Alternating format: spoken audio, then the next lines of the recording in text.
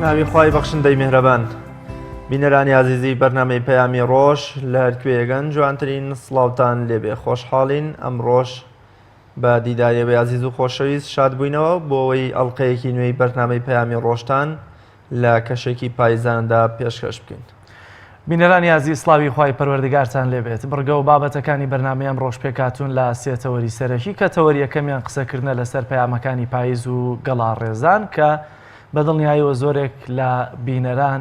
کەیفی زیاتریان بە وەرزی پاییزێ بە تایبەتی بەو دیمەنە دڵڕفێنانەی کە دیمەنی گەڵاڕێزان و زەردبوونی بەرگی گەڵای درەختەکانە کە تەوەری یەکەمان قسە لەسەر پەیامەکانی پاییز دەکەین. تەوەری دووەمیشمان ڕۆڵی زانایانی ئاینی لە کۆمەلگای کوردیدا کە بە دڵنیاییەوە لە ڕابردوو لە شۆڕشەکانی ڕابردووشدا ڕۆڵی زانایانی ئاینیمان بینی و بیستومانە بۆیە دەمانەوێت بپرسین ئایا بۆچی ئێستا زانایانی ئاینی وەکو ڕابردوو ڕۆڵێکی بەرجەستەیان نییە کە میوانێکمان دەبێت لەسەر ئەم تەوەرە قسە و گفتوگۆی زیاتر دەکەین. تەوەری سێمیشمان فێرکاری بڕین و درومانە کە خات و فەوزیە پێشکەشمان دەکەوت تەوەرێکی تۆمارکراوە بۆەوەی ئازیز و خۆشەویست بە تایبەتی خانمان لە ماڵەوە بۆی کە شتێک لە بڕین و درومان فێر ببن لەگەڵ چەند راپۆرت و زانیاری یەک تەوەری یەکەم یا بڕگەی یەکەمی بەرنامەکەشمان وەکەمیشە پێشبینی کەشوهەوای شار و شارۆچەکانی هەرێمی کوردستانە با پێکەوە بینەری بین.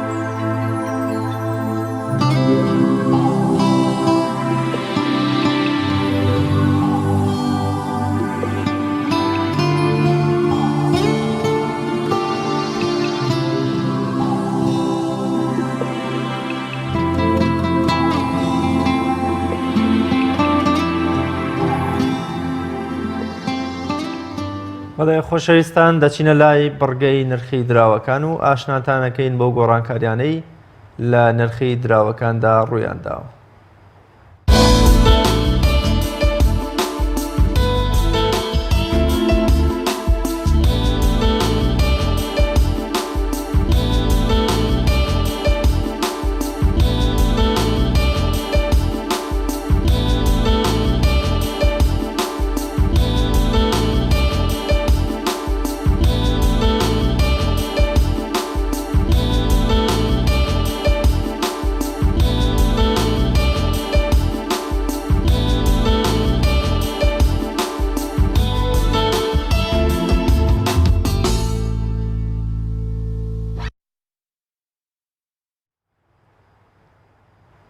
بڕگەی یادەوەری وەک هەمیشە ئاشناتان دەکەین بەو ڕووداوە گرنگانەی کە لە بەرواری 23 نۆی ساڵانی ڕابردوو ڕوویانداوە با پێکەوە بینەریە و ڕووداوە گرنگانە بین.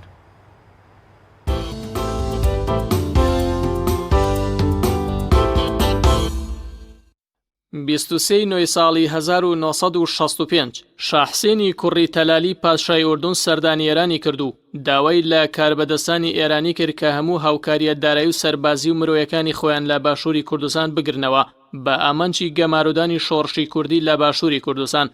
بەڵام ئێران بە هۆکاریەوەی کە دژایەتی عێراقی دەکرد بەو داوایە ڕازی نەبوو تا سەرنجام لە جەزائیر و لە ساڵی 1974دا ڕێکەوتن کرا لە نێوان شای ئێران و سەدامی سەرۆکی عێراق. 23 نۆی ساڵی 1973 کۆچی دوایی نووسەر و سیاسی و دیبلۆماتکار و شاعیری بەناوبانگی جیانی و گەلیشیلی پابلۆ نیرۆدا لە تەمەنی 69 ساڵیدا و بە یەکێک لە شاعیرە گەورەکانی جیهاندا دەنرێت لە سەدەی 20دا. 23 نوێی ساڵی 1975 کۆچی دوایی زانە و شاعیری خواناسی کورد مەلا مستەفای عاسی شاعیر. 23 نوێی ساڵی 1979 کۆچی دوایی زانا و مفەکیر و شەرەعزان و نووسەری کارامەی موسڵمان ئیمام ئەبوو ئەعلای مەودودی ناوبراو سەرۆک و دامەزرێنەری کۆمەڵی ئیسلامی پاکستان و یەکێک لە پارێزەرانی فیکری ئیسلامی بوو دوای ڕوخانی دەوڵەتی عوسمانی. هاوڕێ و نزیکی فەیلسوفی جیهانی محەممەد ئیقبال لاهوری بوو. لە بواری ڕۆژنامەنووسی و دەرکردنی ڕۆژنامەدا جێپەنجەی دیار بووە بەهۆی هەڵوێستەکانی بۆ پارێزگاری لە ڕەسەنایەتی ئیسلام و موسڵمانان و بە گشتداچوونەوەی بیری غەرب زەدەیی چەندان جار دەستگیر کراوە و 3 جار سزای لە سێدارەدانی بۆ دەرچووە، بەڵام بەهۆی کاردانەوەی موسڵمانانەوە سزاکەی لەسەر جێبەجێ نەکراوە. ئەبوو ئەعلای مەودودی چەندین کتێبی گرنگی لە بوارەکانی فیکری ئیسلامی و عەقیدەدا نووسیون و تا ئێستاش بایەخ و گرنگی تایبەتیان هەیە و زۆربەی نووسینەکانیشی وەرگێڕدراون بۆ زمانی شیرینی کوردی. خلافەت و پاشایەتی و چوار زاراوەکەی قورئان و جیهاد لە ئیسلامدا لە دانراوە بە پێزەکانی مەودودین.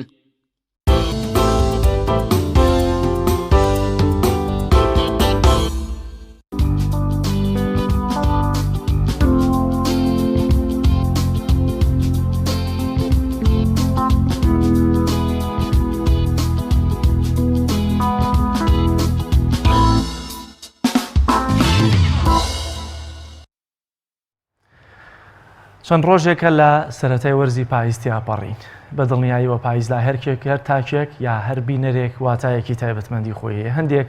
بە بینینی پاییز و هاتنی پاییز دڵخۆشن، هەندێکی دیکەش بیر لە خەمەکانی خۆیان دەکەنەوە، هەندێکیش دڵگرانن بە بینینی دیمەنەکانی پاییز.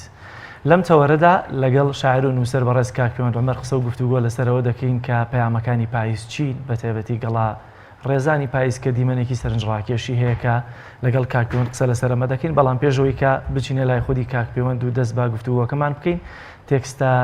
خوێنراوەیەکی خودی کاک پەیوەند هەیە کە کەناڵی ئاسمانی پێیان پێشتر کلیپێکی بۆ دەرکردووە یاخود مۆنتاژی کردووە، با پێکەوە بینەریە و تێکستە شاعریە بین.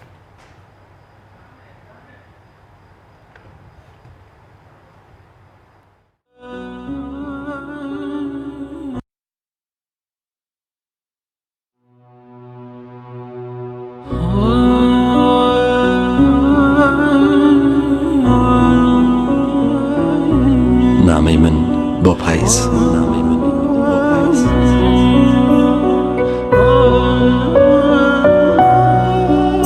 قەدەری خوداوەند بەو شێوەیە کەوتەوە من پاییز بکەم بە وەرزی خۆ، ناشکری دەکەم و سەری سووردەم لەژێر درەختی وەریودا ئەخەمە سەر خاک و نەوازشی ئەوەکەم کە ڕەحمی ئەوەندە فراوانە بێکەسی بنی بە دەوڵەمەندی خەزان بەخشی.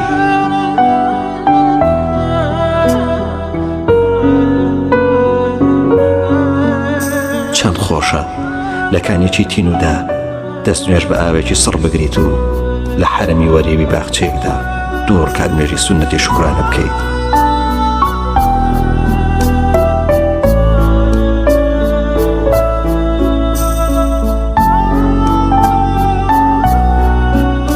لۆمە مەکەن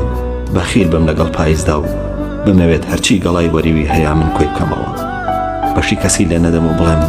تکایە هەموو درەختە سەوزەکان بۆ ئێوە و بەڵام مێنە ناو کێڵگەی پاییز،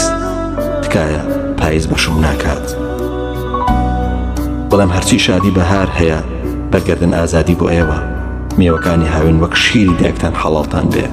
بەڵام کە پاییز هات لە ماڵەکانتان مێنە دەرێ. بەخدا پاییز زۆر هەژارە، تەنها بەشی وەڕزی دڵی منیش ناکات، تو خدا بسنە سۆڕی مەتبوونەوە تا بەهارێکی تەر هەڵمەستنەوە. با منجلەکانی خۆم بکەمە بەر ڕووتەڵەیی پاییز، لێتان بپەڕێمەوە دەست لە هیچ گەڵایەک نەدەن، گوێ لە هیچ جۆگەلەیەک مەگرن کە لەسەر مەرگدایە، هیچ بایەک مەبیستن کە بۆنی مەرگدا بەشەکات، تکایە خەڵچینە لە ماڵەکانتان نامێنە دەرەوە.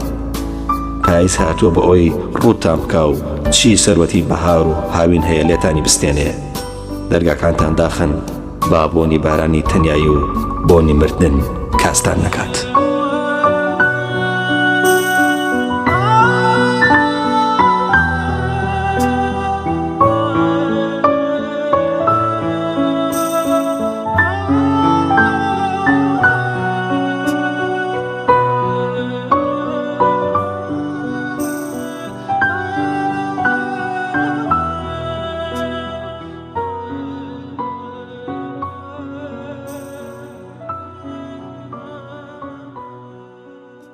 دووبارە سڵاوتان لێبێ خۆشەویستان ئەو تێکستەی کە بینەر و بیسەری بوون یەکێکە لە تێکستە شعریەکانی شاعیر پەیوەندمەر کە میوانی ئەمڕۆی بەرنامەی پەیامی ڕۆژە بێ و بەڕێزیان خاوەنی کۆمەڵە چاپکرا و تیاندا خاوەنی دیوانێکی شعریە ئێمە پێمان خۆشە لەم بەرنامەیەدا یا لە تەوەرەی بەرنامەکەماندا باز لەو پەیامانە بکەین کە وەرزی پاییز هەڵی گرتووە و وەرزی پاییز چ پەیامێکی تێدایە بۆ مرۆڤەکان و پێویستە مرۆڤەکان چ لە پاییزەوە فێر ببن. مامۆستا پەیوەند زۆر بەخێر بێ و سپاس بۆ ئامادەبوون. خەم بخۆین بە پاییز و بە مردن و کەوتنە خوارەوەی گەڵاکان یان پاییز وەرزێکە وەرزی بژانەوە و نوێبوونەوە و دڵخۆشکردنی مرۆڤەکانە. دەشێ بڵێن خەم مەخۆن، بەڵام شوێنواری پاییز کە بۆیە گەڕێی لە دوو ڕوانگەی جیاوازە. ڕوانگەی چانەوەی کە پێگوتر ڕوانگەی ئەدەبی ئەوش دابەشە بێ بەسەر دوو قۆناغە. قۆناغێکی بەشێکی تریش هەیە کە پەیوەندی بە دنیای دینداری ئێمە و بە تایبەتی بە بواری عیرفان و تەسەووفەوە هەیە. ئەوەی کە پەیوەندی بە بواری ئەدەبیاتەوە هەیە ڕاستەکەی لە ئەدەبیاتی کلاسیکی ئێمە پاییز نیشانەی خەمە. ینی با بڵێن ینی هەمیشە بکراوە بە فیگەرێک بۆ بەکارهێنانی خەم و خەفەت و بێماڵی و هەروەها تەنانەت پاڵدراوەتە بەر ئەوەی کە تەمەن بەرەو ڕوو لە کامەڵی و پیری و دەست لەک بەردان و مردنە ڕوات. بەڵام قۆناغێکی تر هەیە لە ئەدەبی ئێمە لە ئەدەبی تازەیە بە تایبەتی دوای ئەو باڵێنە و دیوانە شعری جەرناڵی پاییز ئەوەی کە پێگوتێ محەممەد عومەر عوسمان دیدی ئەمە بۆ پاییزە گۆڕە ڕاستەکەی. ینی پێش ئەو ئەگەر نمونە بێنمەوە بۆ نمونە ببورن ئەگەر قسە لەسەر گۆران بکەین ئێستا بۆ نمونە گۆران لە تێکستێکی زۆر جوانەڵە پاییز بۆچی قژ زەرد من ماد و تۆزیز هەردوو هاو دەرد قانە ئەڵێ دەگڕەبی پاییز بەخێر بێی چونکە ئێستا باومە گەرم و ساردی فەسڵەکەت عینەن دڵی شێواومە. هێ من ئەڵێ لە ئاسوویەکی دوورە دەست ئاو بوو زەردەی پاییزی دەتگوت بووچێکی بێنازە پەردە جێدێڵە بەبێ نازی. یعنی قسەکە لەسەر ئەوەیە لە ڕابردووە لە ئەدەبی کلاسیکی ئێمە ڕاستەکەی پاییز زۆڵ پاڵدراوەتە ڕوانگەی خەم و هەروەها ئەو مەلەل و ئەو جۆرە لە خەمباری کە ئینسانی ئێمە هەڵی گرتووە هەتا لە ڕوانگەی کۆمەڵایەتیشەوە ڕەنگە ئەمە ینی با بڵێن ئەدەبیاتی ئێمەش ڕنگدانەوە ڕوانگە کۆمەڵایەتێ بێ لە ڕوانگەی کۆمەڵایەتی ئێمەوە ینی وتراوە کە پاییز دێ ئیتر بەرژی فەقیرە دەڕێت واتە پاییز جۆرێک لە ڕوانگەی وەرزەکانەوە جۆرێک لە دەڕەندەی و هەروەها جۆرێک لە بەهینی خراوەتە پاڵ لە بەرۆی ئەو سارد و سۆڵەی کە هێنێت بە جۆرە لە جۆرەکەی لەگەڵ فەقیران نیە بەرگی فەقیرە دەڕێت. ینی فەقیر بەو شڕۆڵی کە هەیە بۆ هەژاری کە هەیە دەرەقەتی پاییزدا لە بەرۆی پاییز ئەو جەباڕوتەی هەیەی ئەو سارد و سەرمایی کە هەیەت با بڵێن ماڵ لە هەژارەکان تێگەیە. لەبەرەوە بەڕاستی ینی لەو ڕوانگەوە ڕاستە ینی پاییز کراوە بە نیشانەی خەم و گەڵا ڕێزانەکەشی بریتی بووە لە ڕوودبوونەوە و لە ئەو تەمەنێک ئێمە بەسەریە بین و دوایە گەینە پیری و ئەمرین. بەڵام بە پێچوانەوە لە دەی هەشتاکانە دوای ئەوەی کە جەرناڵی پاییز دەرەکەوێ پاییز ئەبێ بە وەرزێکی سنتەر ئەبێ بە وەرزانەی کە مەسەلەن ینی زۆر خۆشەویستە بێ. ینی جیاواز لەو دیدەی کە لە ڕابردووە و لە ئەدەبیاتی ئێمە هەیە پاییز ئەبێ بە بوچی با بڵێن وەرزەکان ئەبێ بە سنتەری وەرزەکان و هەروەها ئەبێ بە هەڵگری مانا و دەلالەتی نوێ. ئەوش بۆ مانای کە پاییز نەک هیچی لە بەهار و هاوین و زستان کەمتر نییە بەڵکو لەوان جوانترە بۆ لەبەرەوەی کە پاییز هەموو شتەکانە گەڕێتەوە بۆ حەقیقەتی خۆیان. واتە بۆ نمونە ئەگەر باسی بەهار بکەین لە بەهارە بەهۆی ئەو ئاڵۆواڵایی کە ئەو ئارایشتەی کە سروشتێکە شتەکانم بووی داپۆشێ تەنانەت هاوینیش ئاوڵ لێکیان جودا ناکاتەوە. تەنانەت ئەگەر باسی زستانیش بکەین زستانیش دیسان ئیش لەسەر ئەماکە کە بە جۆرە لە جۆرەکان دایەپۆشێ. بەڵام سەیری پاییزەکەی پاییز وەکو ئەوترێ قژی شاخەکان دایەهێنێ با بڵێن ینی بە جۆرە لە جۆرەکان ئامادەیانەکە بە ئەوەی کە مەسەرەن ینی ئامادە بن بۆ ئەوەی لە وەرزێکی تر لە باوەش بگرن. و تەنانەت هەتا قسە لەسەر ئەوەیە کە پاییز تەنانەت وەرزی هەڵخەڵەتاندنیش نییە. ینی بۆ نمونە پاییز بۆیە دێت بۆیە گەڵای درەختەکانمان بۆ ئەوە وەرێنێ بۆی چیدی پاساریەکان هەڵ نەخەڵەتێن و ئیتر هێلانەکانی خۆیان بەجێ نێهێڵن بەڵکو بێنەوە بۆ پاسارەکان بێنەوە بێنەوە گوێسەبانەکان هێلانەی خۆیان چێکەن و جارێک بۆی بەرگی ئەو سەرماوسۆڵەیە بگرن کە زستانە یعنی نەکە پاییز مەسەلەن بۆ هەڵەگرتووە تەنانەت مەسەلەن بۆ نمونە حتا ینی با ئەوڵێن وەرزی کۆچکردن ینی کۆچکردنی باڵندە و هەروەها کۆچکردنی ئینسانەکانیش ینی تۆ سیرکە هەموو دەوارنشینەکان ئەوانەی کە گەرمیان و کوێستانەکەن ئەو دەوارنشینانە خۆ ئەوانەی کە کۆچەرین ئەو ئینسانانەی کە کۆچەرین ئەمە ڕووماڵاتیان هەیە کە ئەچنە کوێستانەکان لە پاییزە کە پرەشینکەی خۆیان تێکەیەن یاخۆ با بڵێن دەوارەکانی خۆیان تێکەیەن و دێنەوە بۆ شوێنە گەرمەکان بۆ ئەوەی ژیانیان لێ تێنێت ژیانێکی ئاسایی بەسەر بەرن لەبەرەوە پاییز ڕەنگە ڕنگدانەوەی زۆر جیاوازی هەبێت لە زۆر ڕوانگەیە بەڵام ئەوەی کە زۆر گرنگە بۆ ئێمە ئەوەیە کە پاییز چی دیکە وەرزی خەزان و مردن نییە بەڵکو وەرزی ژیانەوە وەرزی تێڕوانینێکی تر هەیە دەمەی کە باس کردیوێکی واقعی پاییز بوو بەڵام ئێستاەوەی کە زیاتر بە تایبەتی خەڵ لە تۆڕە کۆمەڵاتیان کە دەگاتە پاییزی تر ڕسمی پاییزدانێ گەڵا ڕێزان دادنێ نازانم کۆمنتی سیر و هەر کەسە و بۆ خۆی تعبیرێکی جیاوازی دەکات کە ڕەنگە تعبیری هەمووش دروست بێت دیوێکی هەیە کە خەڵکێک باس لەوە دەکا پاییز واتە وەرینی خەمەکان بەشێکی دیکەش دەڵێ من کە پاییزێ دڵم دەگیرێ یەکێ بۆچی پاییز بە تعبیری وەرینی خەمەکان لە قەڵم دەدا یەکێکی دیکەش پێ وایە کە پاییزە دیتر ئەو غەمبار دەبێ و تااقەتی نیە و هەر لە خۆیەوە دڵی تەنگە ئەزانی ئەزانی هینێکەیە ئەمە کاک جەلال ئێمە هەموو شتێک ئەجێڕین و بۆ یادەوەری خۆمان خۆ حەقی خۆشمانە ینی دەشێ ئێمە کەسێکی خەمبار بین یا مەخزن کەسێکی کۆستکەوتە بینە بە جۆرە لە جۆرەکان ژیانێکی مەسەلەن بۆن من ناخۆشمان هەبێ هەستەکەین لەگەڵ پاییزا گونجاوە چونکە لە ئەدەبیاتی کلاسیکی ئەمەیان وەکووتم ئەو تا قانع ئەڵێ دەگڕەبی پاییز بەخێر بێ چونکە ئێستا باومە گەرم و ساردی فەسڵەکەت عینەن دڵی شێوەومە ینی ئەو تەسەوری ئەوواکە کە پاییز و یادەوەری ئەو پاییز و ژیانی ئەو زۆر گونجاون بەیەکەوە چونکە ئەگەر تعبیر بێ پاییز لە ڕووتانەوە و لە با بڵێن لە ڕەجاڵی و لە هەژاری وەرزەکان ئەوە زۆر گونجاوە لەگەڵ ژیانی قانعیشا کە بزەنە ژیانێکی هەژار و ئەمانەی هەیە لەبەرەوە دەشێ ئێمە گونجانێک لەگەڵ یادەوەری خۆمانە دروستکەینەوە کاتانە چونکە تەنانەت ئێمە تعبیرمان بۆ خەمیش جیاوازە چونکە بیرمان نەچێ ئەگەر کەسێک بیەوێ پاییز لەگەڵ خەمی خۆیان بگونجێنێ لەگەڵی ئەو یادەوەری کە خەمباریەکە هەمیشە یاخود ئەو ڕابردووی کە بە ڕابردووی خەمباری خۆی حسابێکا وێنێتەوە مەسەلەن لەگەڵ وەرزی پاییزە با بڵێن هاوسەنجەکاتەوە دیسان لێرەش قسە لەسەر ئەوەیە هەیە خەم و ئازاری خۆش ناوێ بەس هەیە بە پێچەوانەوە خەم و ئازار ئەکا بە یەکێک لە خۆشەویستترین ئەو با بڵێن ئەو غەریزانەیە خۆ با بڵێن ئەو ڕابردوانەی کە هەیەی لەبەرچی لەبەرەوەی کە خەم و ئازاریش تێڕوانینی جیاواز هەیە لەسەرەوە هەیە خەم و ئازار بەو هۆکارە ئەزانێت کە زۆر ئینسانی هێڵێتەوە زۆر با بڵێن نەرمونیان و میهرەبانی هێڵێتەوە هەشە بە پێچەوانەوە پێی وایە کە ئەمە غەزەبێکە لێی گیراوە و تەسەوری ئەوواکە کە پاییز چۆن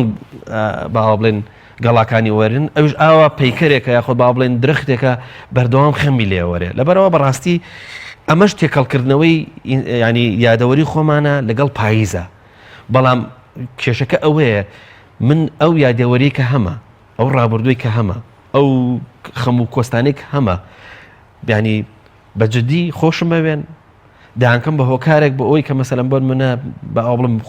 بە شێوەیەکی ئینسانی بمێنمەوە یاخود بە پێچەوانەوە ڕقم لێتی و ئەمەوێ مەسەلەن بۆن منە چۆن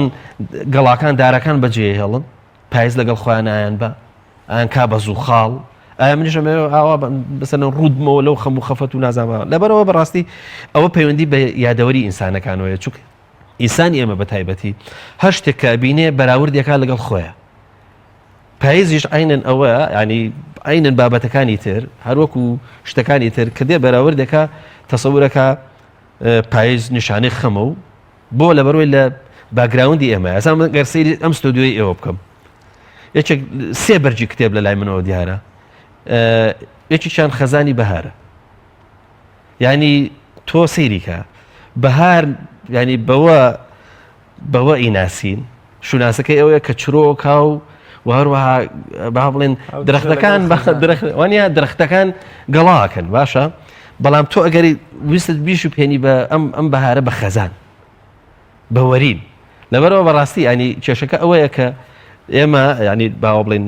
هەڵگری بۆچوونێکین هەڵگری تەسەوراتێکین کە پێمان وایە پاییز لە وەرزەکانە خەمێنێتەوە بیری ئەمە پەیوەند پاییز ڕەمزی کۆتایی و بە پایان گەشتنە زستان ئەو دڵۆپە بارانانی کە دەبارن وێناکراوە بۆ دڵۆپاوی کە مرۆڤی لە دروزەکرێت بەهار چرۆکردن و گەشتنی لووتکەی مرۆڤە بە لووتکە و بە گەشەکردنێکی تەواو هاوینیش سپیبوون و وەکڵێ زەردبوونی پوش و پەلاش و دەشتابی بە زەردێڵە گەڕاوی نیشانەی سپیبوون و پیربوونی ئەم مرۆڤێ و پاییز ئیدی کۆتایی پێدێنێ و ئەی خاتە ژێر خاک بۆچی ئێمە ئەم وەسفەن ینی جۆرە لە نێگەتیڤ و پڕتراژی دیامان داوا بە پاییز کە کۆتایی وەرزەکانە لە کاتێکا لەوچە لای هەندێکمان سەرەتا بێ و نوێبوونەوە بێ خۆی دروستە من حەزەکەم ئەم پرسیارەی تۆ وەڵامەکەی تێکەڵکەمەوە بە ئەو با بڵێن ڕوانگە تەسۆفی کە هەیە بۆ پاییز بۆی کاتەکە بەشم بکە ئەویش ئەوەیە ینی لە ئەدەبیاتی تەسەوفە و لە عیرفانە ئینسان بۆ خۆی کە لەدایکە بێ ئەخود بە مروری زەمن ئەوەی کە پێگا و ڕوش دەکا و هەروەها ئینسان مەسەرم بۆن منە لەوە تێگا کە دنیا خۆش و ڕووناکە و جۆرێک لە دنیای ویستی تا دروستە بێ و حەزی دنیای تا دروستە بێ وردە وردە ژنگ و ژاری دنیا ئیگرێت وردە وردە دنیاویستی لە دڵیا خەمڵێ بە جۆرە لە جۆرەکان دنیا کەمەندچێکی خۆیەکە بۆیە ئەم ئینسانە پێویستی بەوە هەیە کە چۆن وەرزەکان لە وەرزی ساڵەکان دروستەکەن ئەگەر تۆ ئەوەی کە تۆ بڵێ ئەگەر باران نیشانەوەی بێ لە بەهارا وردە وردە دنیا سەوز دەکاتەوە وەروەها لە سەرنجام ئاگەین بەوەی کە بەهارێکی سەوز و وەروەها ئەوەی کە پێ بەروبوومی دنیا وەروەهاوانی کە لە هاوینە ئەیبینین ئەگەر ئەمانە درێژە پێشە بگاتەوە بۆ پاییزیش مەسەڵەن وەرینەکە دروستکە بزەبن لەگەڵ ئەم تەسەورە عیرفانیە یەکە گرێتەوە چونکە ئەوانش پێیان وایە کە ئینسانی سالیک ئینسانی ڕێبوار ئینسانێک کە دەیەوێت بە عیرفانیانە بژی بە شێوەیەک بژی کە زوهد لە دنیا بکە پێویستی بەوە هەیە وردە وردە گەڵاڕێزان بکە ئەمەی کە هەڵی گرتووە لە دنیاویستی و ئەمەی هەڵی گرتووە لە ژەنگ و ژاری دنیا ئەوەی کە هەڵی گرتووە لەو دنیا خۆشویستنەی کە هەیەی یاخود ئەو دنیا پەرستەیە گەر ئەمە دروست بێ هەڵی گرتووە پێویستی بەوەرین هەیە پێویستی بەوە هەیە کە ڕوود بێتەوە بۆی بگاتە حەقیقەتی خۆی تەنانەت ئەوان ڕەنگە بە جۆرە لە جۆرەکان زیادە ڕێوی بکەن تەنانەت دەڵێن دەبێ ئەوەنە ڕوود بیتەوە تابی بە عوریان تابی بەوەی کە جل لە بەرانامێنێ لەبەر ئەوە ئەلەم ڕوانگەیەوە گە سێریکەی تەنانەت لە دینداریەکەشەوە ناتوانین ئیجابی سەیری پاییز نەکەین سەیری ڕوودبوونەوە نەکەین سەیری ئەو وەرینە نەکەین زانانی ئیسلامی ئەڵێن پاییز وەکۆڵی بەرەکەتێکی خوای ڕۆژێکی کورد بۆ ڕۆژ و بردن و شەوێکی درێژ بۆ شەونێشکەواسامە دیدێکی ئیجابیە لای عیرفانی ئیسلام ڕاستە بەڵام کێشەی ئێمە بە تایبەتی کێشەی گەلی کورد کە ئێمە زۆر گۆشکراوی ئەدەبین چونکە ئەگەر بیرکەیتەوە یعنی لە بابەتەکەشمان دوور نەکەوینەوە ئەگەر ئەدەبیاتی ئەمە بریتی بێ لەمە و شۆڕشی کوردیش هاتبێ ئەم ئەدەبیاتی برەو پێدا بێ هەمیشە پاییزی دیسان هێناوەتەوە بەکاری هێناوە بۆ ئەوەی کە لە دەستچوون و وەرین و تەمەنکورتی و هەروەها خەمباری یعنی بەداخەوە ئەو ڕابردووە تا ئێستا لە بڵێن لە زیهنی ئێماماوە بۆ پاییز کە پاییز بزە بە نیشانی خەمە وەختێک کە گەڵاو گۆڵی بن دەخترێگە بینین ناتوانین چێژ لە ئەو ڕەنگە جوانانە بکەین کە وەکو ئەگوترێ ئەڵێ دارەکان دەستبەرداری گەڵاکانیان نابن هەتاکو نەبن بە زێر ینی ئەو زەردیە با بڵێن ینی شوپێنراوە یاخود با بڵێن وای لێکراوە کە ئەساس ئەمەوەکوەوەی کە زێرتونی دار نەڕژێ بگرین ئەوەی شارێکی هەیە گۆران بڵێ لەبەرەوە ینی پاییز وەسڵێکی زۆر جوانی تایە تەنانەت لە نێوانی لە نێوانی وەرزەکانی تریشە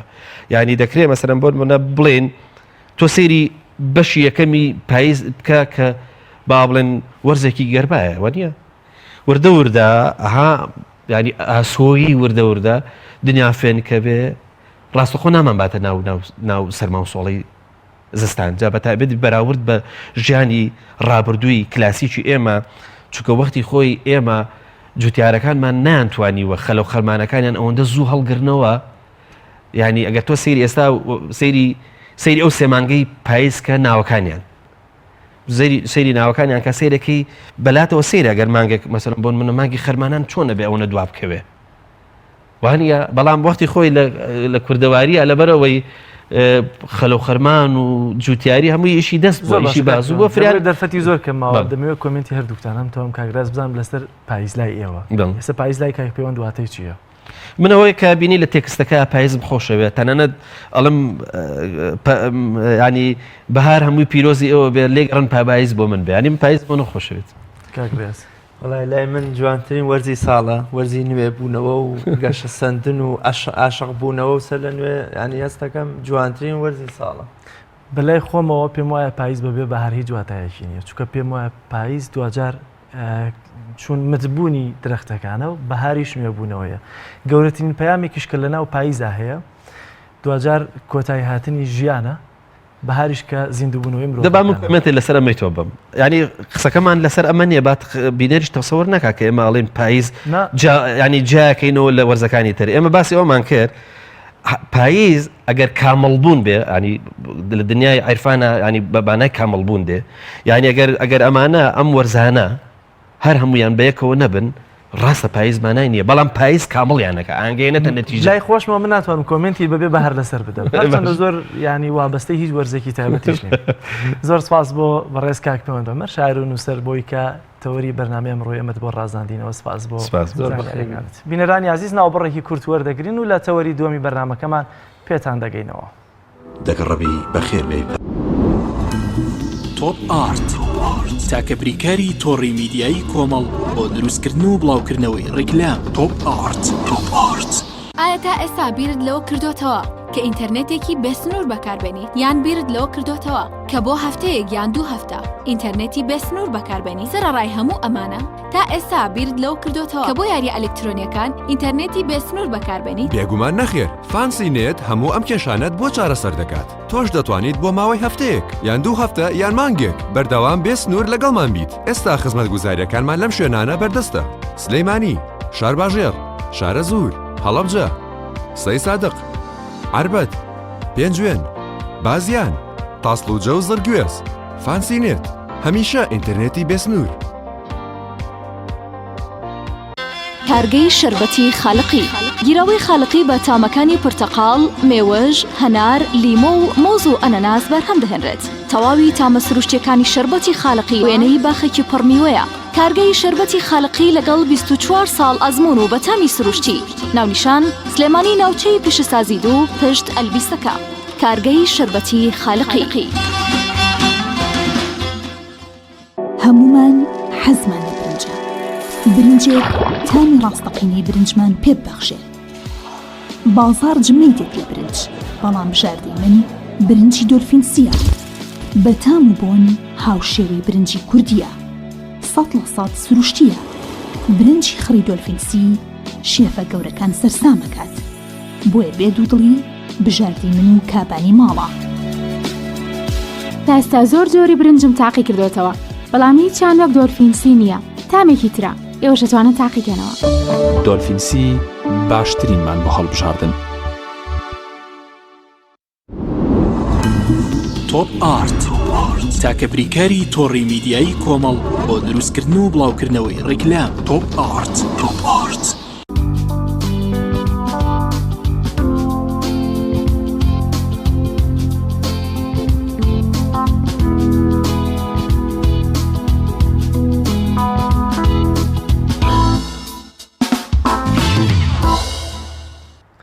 ئەوەی کە لە هەموو قۆناغێک و لە هەموو لەناو هەموو توێژەکان و لە هەر گۆشەیەکی هەرێمی کوردستان بە خەمی خەڵکی فەقیر و هەژار و کەم دەرامەتەوەیە پرۆژە خێرخوازیەکانی کۆمەڵی ئیسلامی کوردستان یا پرۆژە قازانجنەویستەکانی کۆمەڵی ئیسلامی کوردستانە لە ناو ڕێکخراوەکانیدا کە هەمیشە بەدەم خەڵکی فەقیر و هەژار و کەم دەرامەتەوە. یەکێک لەو پرۆژانەی کە دوێنێش باسمان لێوە کرد پرۆژەی سۆمای چاوانە کە لە ڕانیە ڕێکخراوی خوشکانی کۆمەڵی ئیسلامی لەوێ بێ بەرامبەر پێداویستی قوتابیانیان بەسەر خەڵگا قوتابی فەقیر و هەژار و کەم دەرامەت و بێسەرپەرش دابەش کردووە کە پەیامنێرمان کاک ڕێنازەر سەلام ڤیدیۆکی بۆ ئامادەکردوین با پێکەوە بینەری بین.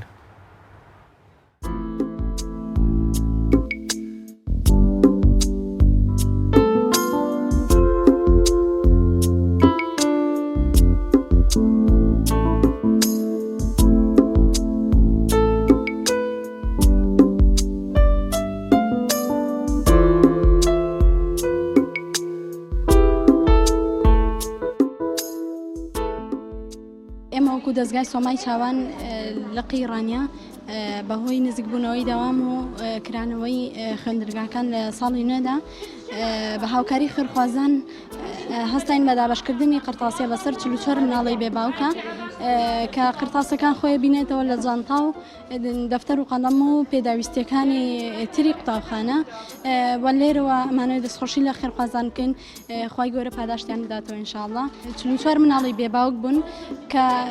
هەنێکیان مناڵی بچووک بوون هەنێکیان مناڵی گەورە بوون کوڕ و کچ و هەروەها پێداویستەکانیشیان بە گوێرەی گەورەی و بچووکی هەمووی جاکراوەتەوە.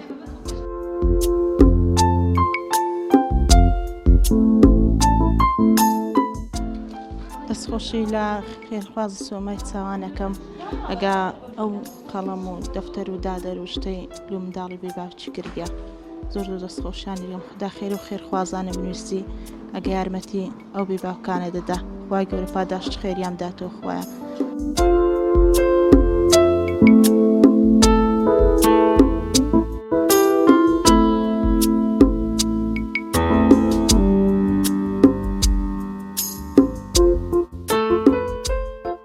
خۆشی لە سومای چاوان دەکەم کە ئەو دانتانیان داوینێ بۆ قوتابخانە سودی وەردەگری. دەستخۆشی لە ڕێکخراوی سۆمە چاوان دەکەم من لە بڕی ئەو پێداویستانەی کە لە دەرەوە بکڕم ئەوان پێشکەشی منیان کردو زۆر سوپاسیان دەکەم.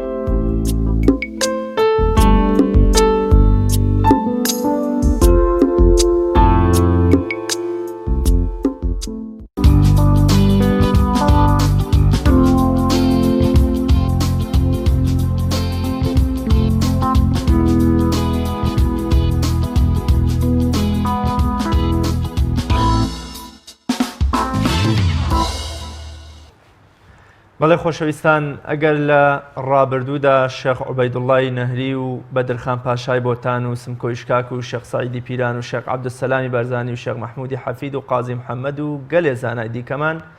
پێشڕەوایەتی شۆڕشە یەک لە دوای یەکەکانی کوردیان کردبێ بۆ گەیاندنی کورد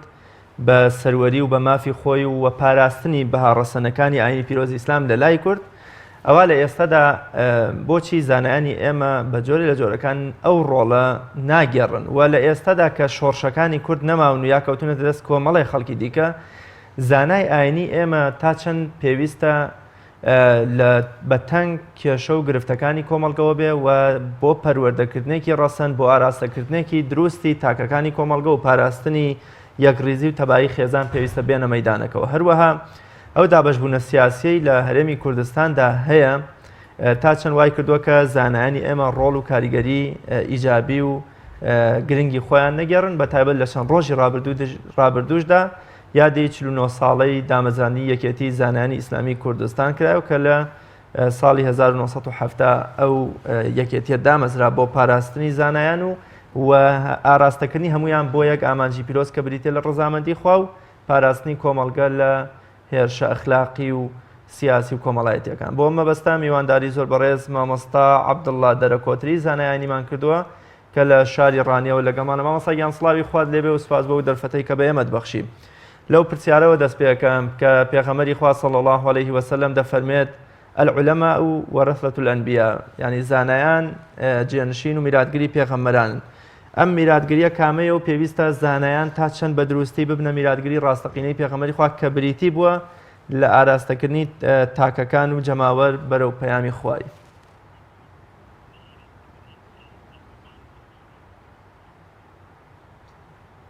سەلامی خوای گەورە لە جەنابت و لە بینەرانی بەڕێز و خۆشەویست بێ.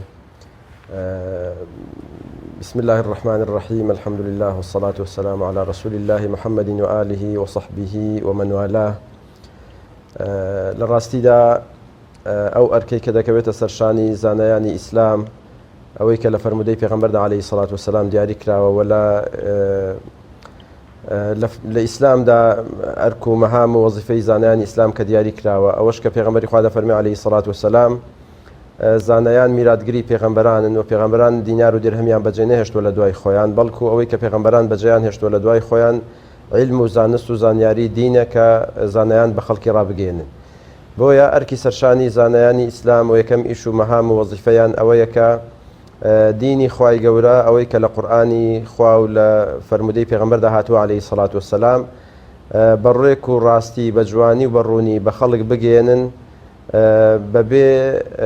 دەستکاریکردن چۆن خوا و پێغەمبەری خوا نردویانە ویستویانە ئاوا بە خەڵکی ڕابگەێنن ئەوە یەکەم ئیش و وەزیفەی زانایانی ئیسلامە لە هەموو کۆمەڵگەکاندا وەسپاس بەخوای گەورە مێژووی زانایانی ئیسلام لە کۆن و لە تازە و لە ئێستاشدا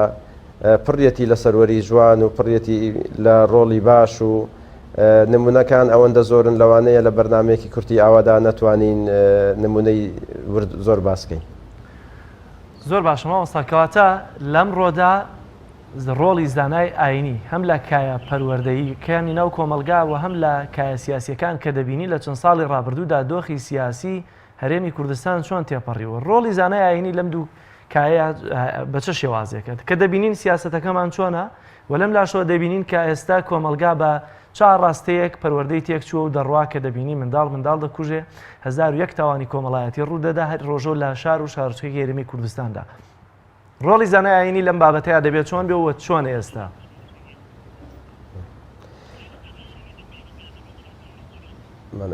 بەتەکیید ڕۆڵی زانای ئاینی لە هەموو سەردەم و کاتێکدا ڕۆڵێکی ئیجابیە و هەرواش بووە و هەرواش دەبێت بەڵام یەک حقیقەتەیە کە ئێمە دەبێت ئەوە بزانین کۆمەلگای ئەمە قسە لەسەر کۆمەلگای خۆمان دەکەین لە کۆمەلگای خۆماندا ڕێژەی تاوان و لادان و تاوانکاری زۆر بووە ئەوە ئامارە ڕسمیەکانی دەستگادام و دەستگاکانی حکوومەت ساڵانە بڵاوی دەکەنەوە ئەگەر بچینە سەر ئەو وردیات و تەفاسیلەی بۆچی تاوان لە هەرێمی کوردستان زیاد دەبێت بۆچی منداڵێک دەتوانێت لەسەر 2 دینار ینی دەبێت بتوانێت خەڵک بکوژێ یان با بتوانێت زوڵم لە منداڵی خۆی بکە منداڵی خۆی بکوژێ منداڵ بابی خۆی بکوژێ ئەنی ئەو حاڵەتانە ئەو جەریمە و تاوانە کە دروست دەبن ئەوە لە نەتیجەی تێکچوونی کۆمەلگا و شیرازەی کۆمەلگای بە شێوەیەکی گشتی پارێزگاریکردن لە کۆمەلگا ئەرکی سەرشانی هەموو چین و توێژەکە وەک چۆن لە سەرشانی زانایانی ئاینی پێویستە لە سەرشانی هەموو چین و توێژەکان پێویستە پێش هەمویان لە سەرشانی حکوومەت ینی حکوومەت دەبێت بە ئیزراعاتی وقائی هەستێ حکوومەت دەبێت هەوڵ بدا لە ئاسانکاری بکە لە گەاندنی پەروەردەی جوان ئەوەی لە ڕاستیدا ئێستا مامەسای ئاینی بەدەستێوێتی زانای ئاینی بەدەستێوێتی لە پەیام گەاندنی پەیامەکەیدا مینبەری مزگەوتە مینبەری مزگەوت هەر کەسێک بچێتە مزگەوت لە مزگەوتەکان تەنها قسەی خێر و باش و چاک و ڕێکوپێکی دەبیستێ من دەڵێم بە تەحەداشەوە دەڵێم ئەگەر مینبەری مزگەوتەکان نەبایە ئەو جەریمە و تاوانێک کە ئێستا لە کوردستاندا هەیە و هەمومانی بێزار کردووە بە بیستنی دڵتەنگین پێمان ناخۆشە ژیانی قرس کردووە دزی زیادی کردووە کێشەی کۆمەڵاتی زۆر بووە تەلاق زۆر بووە خەڵک لە بارێکی دەرونی زۆر جار لە بارێکی دەرونی نائارامدا دەژی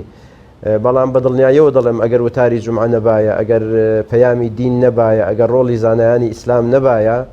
هەموو ئەو جەریمانە چەند قات و چەند قات دەبوونەوە بەڵام کێشەکە زۆر گەورەیە هەجمەکە زۆر گەورەیە لەوانەیە هەندێک لەو کێشانەش و هەندێک لەو کارەساتی کە بەسەر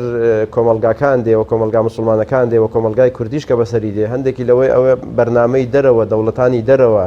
ناحەزانمان بن بیانەوێ شیرازی کۆمەلگا و شیرازی خێزانی ئێمە لەبەرە کەڵۆشێنن بۆیە ئێمە هەموو چنی و توێژەکان پێویستیمان بەوە هەیە لێک نزیک بین بە دەستە جەمعی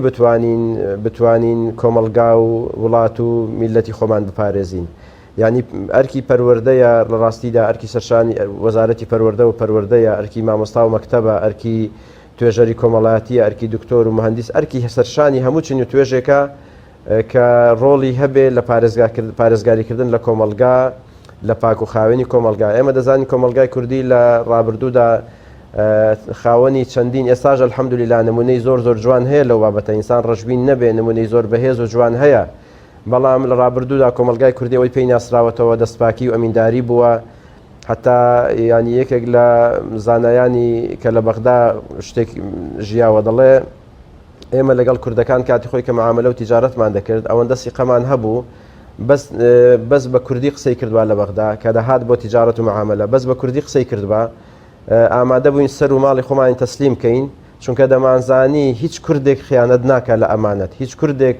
نەبووە تیجارەتی لەگەڵ بکەین پارەمان بخوا ماڵمان بخوا زەربەمان لێدا بەڵام لە ئەوەکەیدا دەڵێ زۆر بەداخەوە لە دوای ڕاپەڕین کە جارێکی دیکە دوای 2023 ئەوانە کە جارێکی دیکە هەرێم و بەغدا هاموشۆ دروست بۆەوە تیجارەت و معاملە دروست بۆەوە دەڵێ ئەمە وامانزانی هەر کوردی جاران کە هاتن کەسێکیان هاتووە داوای لە مەخزانێکی گەورە داوای کەلوپەلی زۆری کردووە شتەکەمان داوەتی ئێستاش سەر و سۆراخی کابرا دیار نییە. کورد بە دەستپاکی ناسراوە، کورد بە بەزەی ناسراوە، کورد بە ویژدان ناسراوە لە ڕابردوودا. ئەوەش هەموو ئەو سفەتە بەرزانن کە لە ئاینی پیرۆزی ئیسلام وەریگرتووە و لە دەمی زانایانی ئیسلام وەریگرتووە هەتا ڕۆڵی زانایان بەرچاو بێ بۆیەش ئیسلام فەرزی کردووە کە دەبێت زانایان تەقدیریان لێ بگیرێ حسابیان بۆ بکرێ ڕێزیان لێ بگیرێ بۆ شێوەی ئەبوو حەنیفەی کوڕی نوعمان و ئیمامی ئەحمەد و عیزی کوڕی عەبدولسەلام و تاووس و زۆر زانای دیکە ئەرکێکی زۆر ڕاستەقینەیان بینیوە ینی ئەتوانین بڵێن یەکەم ئەزمموی ئۆپۆزیسیۆن بوون لە مێژووی ئیسلامیەوە سەری هەڵدا کە زانایان دژی گەندەڵی و ستەم و نادادی دەسەڵاتدارانی عەباسی و ئەمەی بێدەنگ نەبوون و هەمیشە بەگژیان ناچوونەتەوە هەوڵیان داوە خەڵک لە خۆشبەختی و ئاسوودە یابژی. بەڵام لە ئێستادا دابەشکاریەکی سیاسی یا دابشبوونێکی سیاسی لە نێوان زانایانی ئێمەدا دەبینین کە مادام ئامانج و بەرژەوەندی و ویستی حیزبەکەم ئەوە ناخوازێ ئەوە ئەمیش کڕ و کەب دانیشتووە و ناتوانێت قسەیە بکە کەوا ئامانجەکەی بریتی بێ لە پابندبوون یان پاراستنی پەیامی ئیسلامی. ئەم دابشبوونە سیاسیە تا چەند وای کردووە کە زانایانی ئێمە نەتوانن ڕۆڵی ڕاستەقینەی خۆیان بگێڕن لە کۆمەڵگەدا.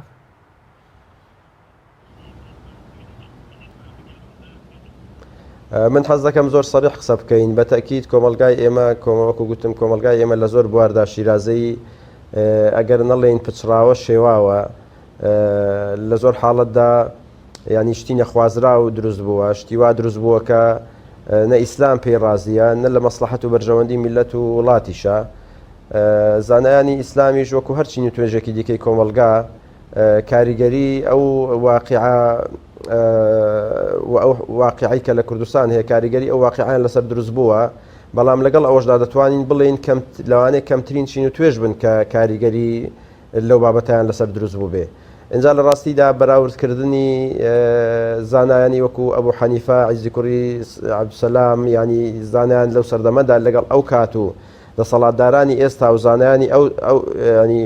زانا و دەسەڵاتداری ئەو کات بە زانا و دەسەڵاتداری ئێستا لەوانەیە براوردێکی زۆر واقعی نەبێ لە هەموو ڕۆکانەوە. بەڵام لەگەڵ ئەوەشدا کە ئێمە تێبینیمان هەیە لەسەر ئەدای هەندێک لە مامۆستایان تێبینیمان لەوانەیە هەیە لەسەر ئەدای هەندێک لە زانایان ئەوە گەر لێ بکۆڵیەوە لەوانەیە هەر ئەو کەسەی کە تۆ دەڵی زانایە و ئەدایەکی لەوانێت جوانی نەبێ ئەگەر جایز بێ ئەو شێ بڵین لەوانەیە لە ئەساسدا ئەوە زانایەکی وەک پێویست نەبێ ینی بە شەفاعەت و بەتکا هات بێتە ئەو شوێنی زانایەکی گرت بێ. ئەو منزومەی علم و علەما لە ڕاستیدا منزومەی علمی مؤسسەی علمی لە کوردستاندا دەورێکی زۆر گەورە و باش و ئیجابی هەبووە پێویستیشی بە ئیسلاح و چاکسازی هەیە بە بەردەوامی پێویستی بەوەی هەیە زانای باش پێ بگەێنرێ پێویستی هەیە دەوراتی باش بکرێتەوە پێویستی بە تەوجیهات هەیە پێویستی بە زۆر شت هەیە ینی بەڵام بە شێوەیەکی گشتی لە ئێستاشدا زانایان ڕۆڵی ئیجابیان هەیە لە کۆمەلگادا. ئێمە لە هەولێر ئەوەیەکم خوێندەوە کە وەبزانم لە ساڵی 2007 و 8 ئەوانە بوو کرابوو ڕاپرسیە کرابوو لەو گەڕەکانەی کە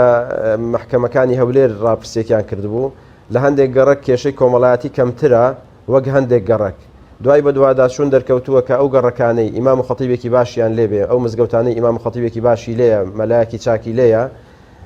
کێشە کۆمەڵایەتیەکانی ئەو گەڕک و منتیقەیە کەمتر دەچێتە محکەمە کە بە دووادا چوونیان بۆ کردە هۆکارەکەی ئەوەیە یان مامۆستا ینی زانای ئاینی خەتیبەکە مامۆستایەکە هەروە دەکا خەڵک کێشەی کەمتر بێ بە حکمی وەعز و نەسیحەت و ئامۆژگاریەکانی و ئەگەر مشکیلەش دروست بێ کێشەشیان لە بیندا دروست بوو بێ خەڵکەکە دروست بوو بێ مامۆستاکە بۆ خۆی بەسەر ڕاگەیشتووە توانیوێتی کێشەکان چارەسەر بکە بۆیە دەکرێت ئێستاش ینی دەوری عولەما تەفعیلتر بکرێتەوە دەکرێت بایەخی زیاتری پێ بدرێ ئەوەش دەکەوێتە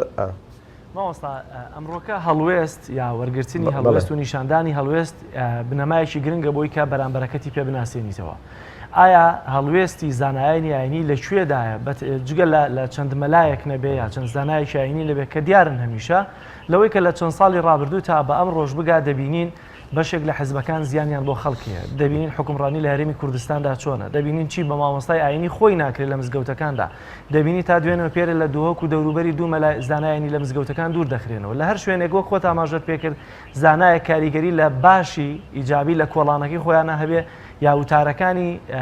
ملکەچکەرانە نەبن بۆ حەزبی دەسەڵات لە ناوچەکە یا بۆ حکوومەت دوور دەخرێنەوە بۆچی زانایانی ئاینی کەمترین هەڵوێست لەم بارەیەوە دەیانبینین کە هەڵوێستیان هەبێ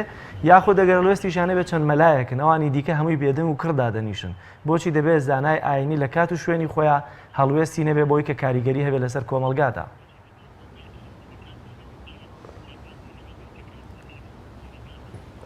طبعا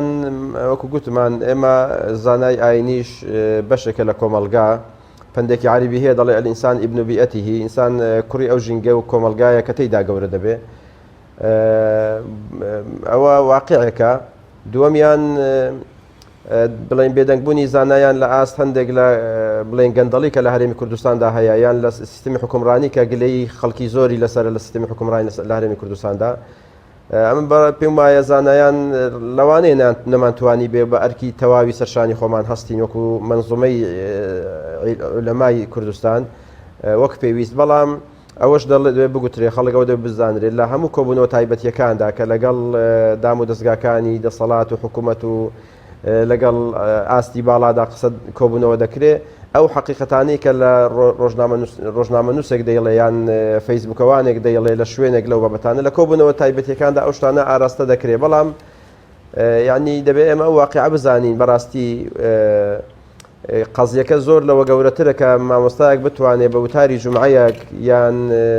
بە هەڵوێستێک بتوانێت واقعێکی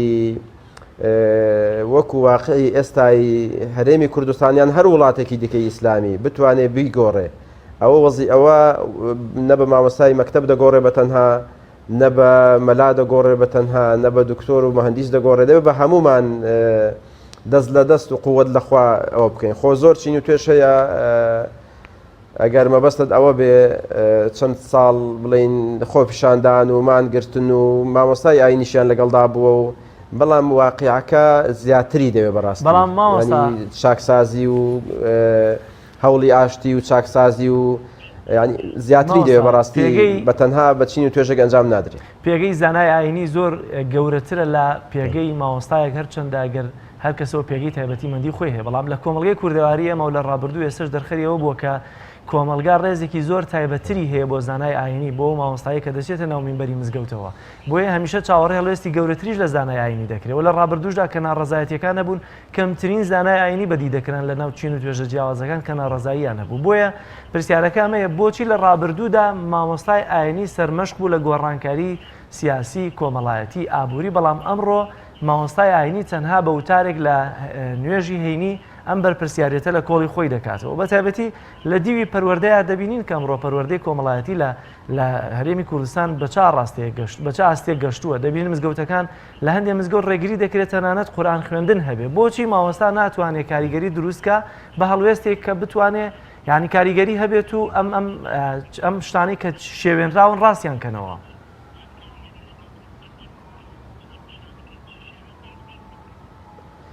وەڵای برام ئەنی پرسیارەکەت جوانە بەڵام دەزانین چۆنە ئەنی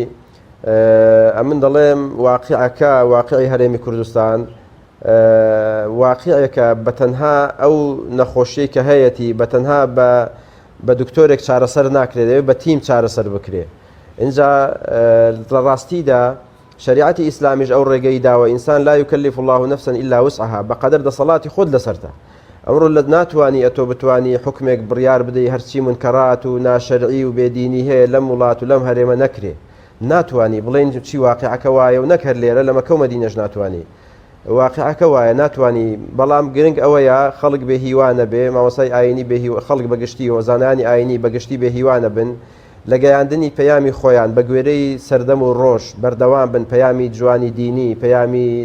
تربیەی جوان پەروەردەی دروست پەیامی ئەخلاقی بەرز پەیامی ڕێز و احترام پەیامی دەستپاکی و ئەمینی بتوانێت زانای ئاینی ئەو پەیامەی خۆی بگێنێ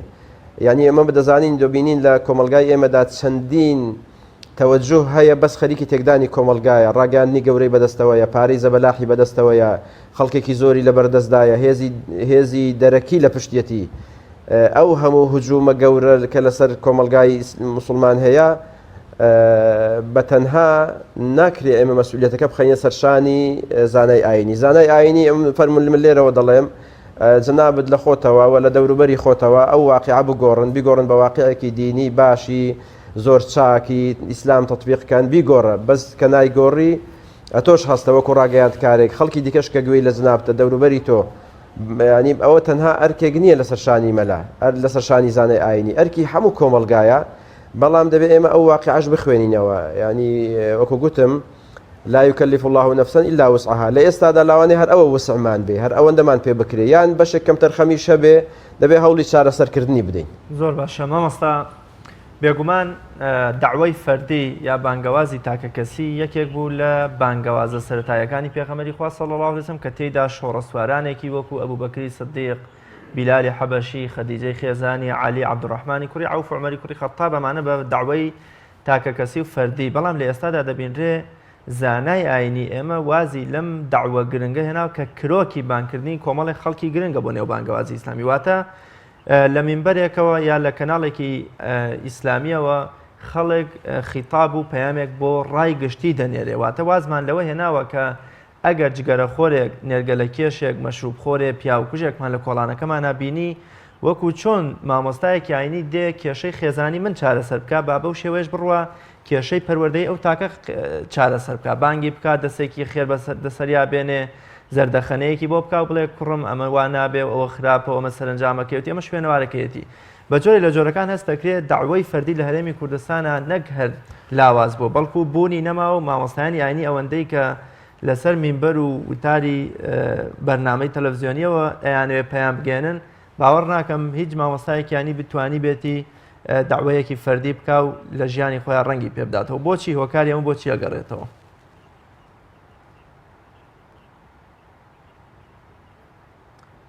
دەست خۆش بە پرسیارەکەت جوانە بەڵام پرسیارەکەم نەوە حەز دەکەم ئەو چوارچێوە فراوان و ئەو گشتگیری لەوانێت لە جێی خۆی نەبێ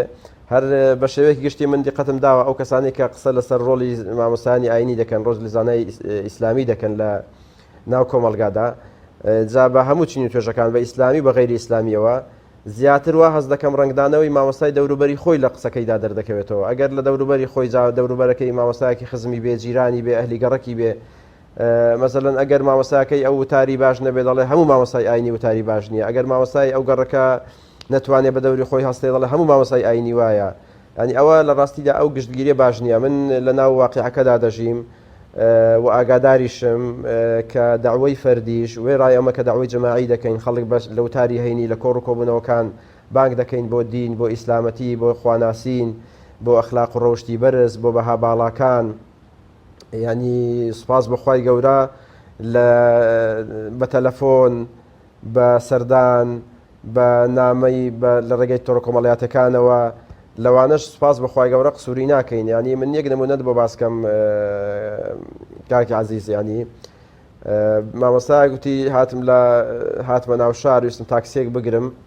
تاکسیم ڕاگرت و کابرا دیار بوو ڕەنگ و ڕوخساری زۆر تێکچوو بوو لە گفتوگۆی ناو تاکسیدا گەیشتمە و قەناتەی و کابرا گوتی وەڵام من هاتووم بچمە دەرەوە لە ماڵ هاتوومە دەرەوە خۆم بکوژم بەزە تۆ مامۆستا بوویتم با هەر هەڵت گرم لەو سەرڕێی تاچم لە شوێنێک خۆم دەکوژم لە ناو سیارەدا قەناعەت مامۆستا قەناعەتی پێ دەکا کە کابرا واز لەو گوناح و تاوانەی بێنێ مامۆستای ئاینی ینی داوای فەردیش ڕاستە ئێمە ناڵێن ئێمە تەواو کامل مواسفاتی و زانای ئاینی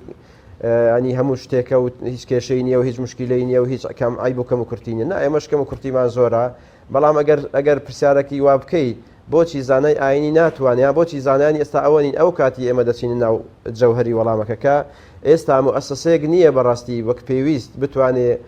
مەلا پێ بگەێنێ زانای گەورە پێ بگەێنێ ئێستا زانا ئەوەی بۆ خۆی دەیکا بە جوهدی خۆی مادوبوونی خۆی دەیکا دەناتوانێت لە شوێنێک شاهدەیەک پەیداکا و ئەگەر واستێکی هەبێت تەعین دەبێ و دوای دەسە سەر مینبەرێکی گەورە و ئەوە جزوری کێشەکان ڕێگ و ڕیشەی کێشەکان زۆر لەوە قوڵترە کە ئێمە بین ئەوە سەڵقی قسەی لەسەر بکەین دەبێ بڵین بۆچی لە کوردستان کە زانای گەورەی ئەو زانا گەورانەمان هەبوون بەڵام بۆچی ئێستا کەمتر پێدەگەن ئێستاش هەمانە بەڵام بۆچی کەمتر پێدەگەن جاران حوجرەکانمان هەبوون هەرچی لە حجرە دەردەچوو خاوەنی ئەدەب و ئەخلاق بوو، خاوەنی علم و زانست و زانیاری بوو، خاوەنی کەسایەتی و شخصیت بوو، دنیا پەرست نەبوو، دڵسۆزی میلەت و خاک و نیشتیمان و وڵات بوو، پێش هەموو شتێک دڵسۆزی دین بوو. حجرەکانمان کەم نەماون یان هەر زۆر کەم بوون. ئێستا هیممەت و هەوڵێکەیە کە حجرەکان وردە زیندوو بکرێنەوە ئینشاءالله. ئەگەر حجرە هەبێ لە کوردستاندا خەڵک لە مزگەوت پێ بگا بەدڵنیاییەوە کە زانای بەهێز و گەورە و سەرڕاستت هەبوو گیان. بەڵام مامۆستاگیان دەرفەتمان بە کۆتا گەشتووە. سپاس بۆی کە لە شاری ڕانیەوە لەگەڵمانەوەی، سپاس بۆ زانیاریەکانت. بینەرانی عزیز، تەوەری سێمی بەرنامەکەمان تەوەرێکی تۆمار کراوە کە ئەویش فێرکاری بڕین و درومانەکە خات و فەوزیە کاکەوەی پێشکەشمان دەکات. با پێکەوە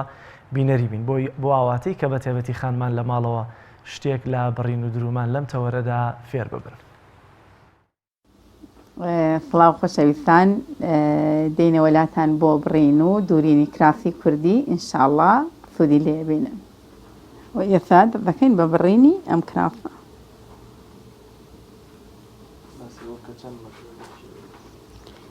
خۆی 3 مەتر بەرپان ئیتر کرافی جوانی تیاابێت 3 مەتر بەربان، بەڵام ئەگەر بەرتەفک بوو تقریبان 4 مەتریەوێدەوە. ئەگەر بەرەکەی تەفک بوو 4 مەتریەوێ، بەڵام ئەمە من 3 مەترایی بڕم. ئینشاءڵڵا بتوانم جارێکی تر کرافی 4 مەتریشتان بۆ بڕم، چون خۆمەزانم ئافرەتان زۆر کێشیان هەیە لەسەر کرافی 4 مەتر، کەمێک مشکیلەی هەیە لە بڕینە. بە 3 مەتر زۆر خۆشە بڕن. ئەم خاتونە سەرسنگی 125 من چەنی بۆ دانێم، سەرسنگی 125 وە قۆڵی پانی قۆڵی 42. لێرە منە بێ 44 دانێم، لەبەرەوەی ئەو پێویستی بە 2 سانتیمە بۆ تەقەڵ. و ئێسەش 125 ئیسەمە لێرە کاتە 120 124 128. ئەم 128 4 سانتیمی بۆ تەقەڵە، 3 سانتیمی بۆ تەقەڵە، ئەوەکەی تری بۆ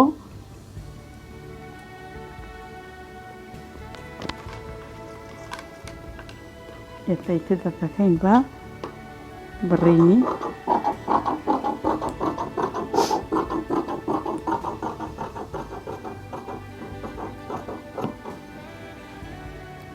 و قۆڵەکەی لێرەوە 10 سانتیمی لێ دەرەکەین، پێویستە دەریکەین، چون ئەم تەقەڵە ئەگەر دەری نەکەی ئەکەوێتە ئێرەی کرافەکە، بەڵام کە دەرت کرد ئەکەوێتە ئێرەی.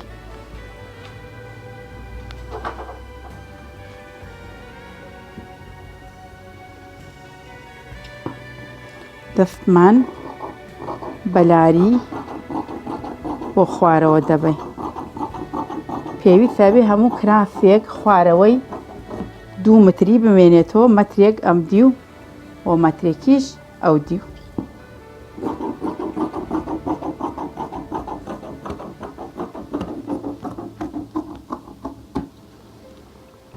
جا ئەو کات چیەکەین؟ ئەم کرافەی یەکەم ئێرەی خڕەکەینەوە، لەبەرەوەی سوچەکەی دانەچەکێت. تقریبا 4 سانتیم تا 5 سانتیمی لێ لا ئەدەین، ئیتر ئەو کاتە جوان ئەوە بکەین.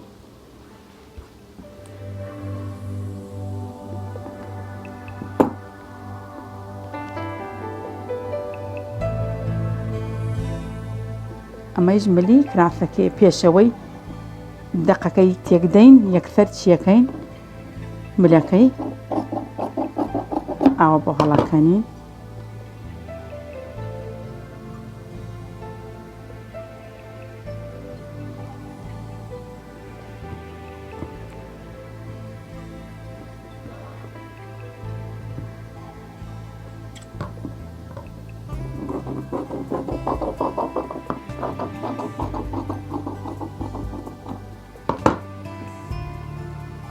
ئەمەش ملی کرافەکەمان هەڵکەن بە خڕی تەتێنە سەر فەقیانەکانی.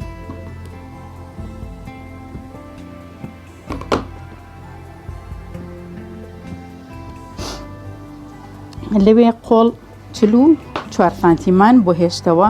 لەبەرەوەی بێ قۆڵ و فەقیانەکە لە 74 تا 73 سانتیم تێپەڕ نەکات، چون ئەگەر لەوە تێپەڕ بکات زۆر درێژە بێ خۆش نییە لەبەرە ئەمە دانین لێرە بۆ ئەوەی ئەو هینەی لابین ئەمە 10 20 30 تا 35 تا 36 بۆ ئەهێڵینەوە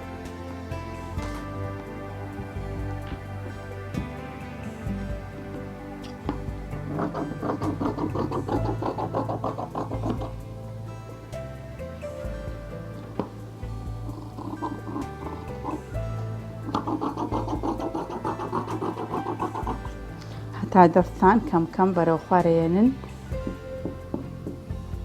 دەستان وردە وردە باریک بکەنەوە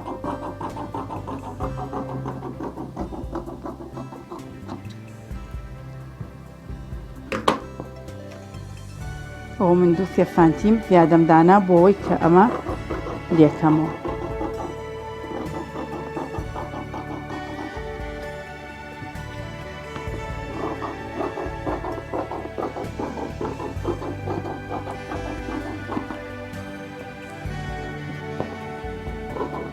ماتوانی بە ئۆڤەرەکەی لای دەی بەڵامی کرەوەی تایە بۆی کەسێکە هەفتاد ئەتوانێت لای بە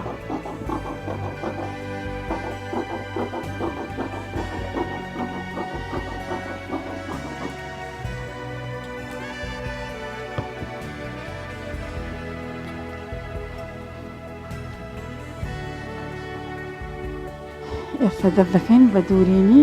کراسەکە ئێستاش دەست دەکەین بە دوورین و ئۆڤەرکردنی کراسەکە هیوادارم وەکو من بیدورن لەبەرەوە ئاسانکاریە بۆتان بەم شێوەی منە زۆر ئاسانکاری پێش هەموو شتێک فەقیانەکان تەقەڵێک لێ دەدەن پێشە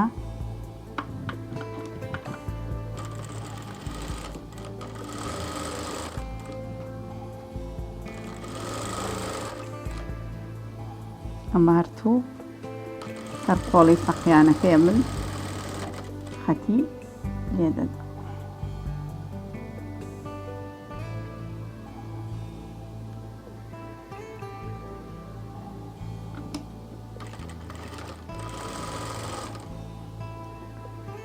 بەڵام بۆی جوانتر دەرچێ و ئاسانتریش بۆتان دەرچێ من پێش هەموو شتێک ئەم دوودانەیە کە تەقەڵی لێ دەدەم و ئۆڤەریشی ئەەکەم لە برێشتەکە جوان دەرچێ هیوادارم ببینن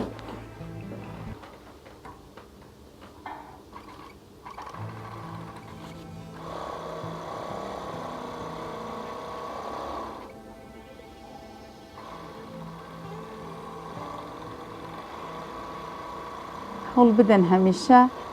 ئۆڤەرەکە با کەمی پێوە بمێنێ نەک ئەوەنەی کە بگەتە تەقەڵەکە بەڵام هەمیشە کەمی پێوە بمێنێ لە بەرۆی جوانتر دەرەچێت شتەکە جوانترە بێت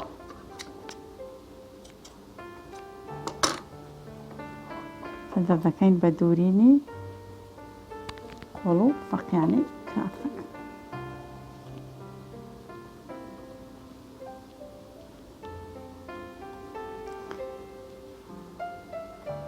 ئەمە پێشە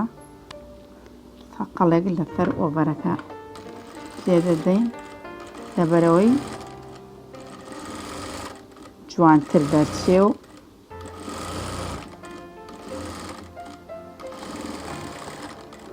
هەمیشە تەقەڵەکان بەم شێوەیە لادەن لەبەرەوەی نەمێنێتەوە تەقەڵەکە زۆر ناشیرینە دوای دەستکەی ببڕینی تەقەڵ هەر بەدەم دەستەوە توانی تەقەڵەکان ببڕین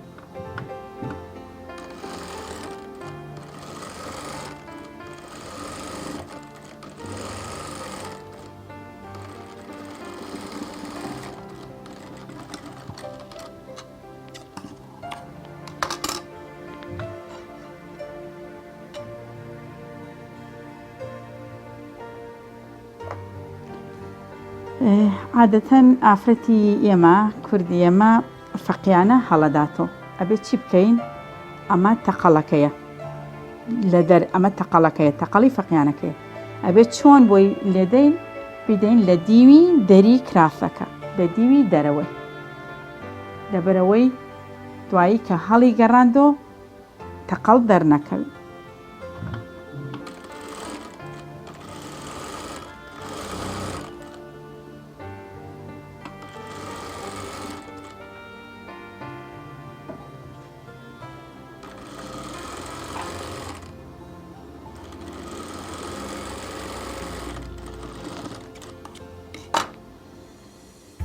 لە بەرەوەی لێتان تێک نەچێت ئەمە دیوی دەری ئەمە دیوی ناوی فەقیانەکەیە ئەمە دیوی دەری کراسەکەی زۆر کەس کێشەی هەیە لەوە ئەوانەی کە تازە بنۆخەت کێشیان هەیە لەوە ئەڵێن ناتوانین فەقیانەکە بەو شێوە لێدەین بەم شێوەیە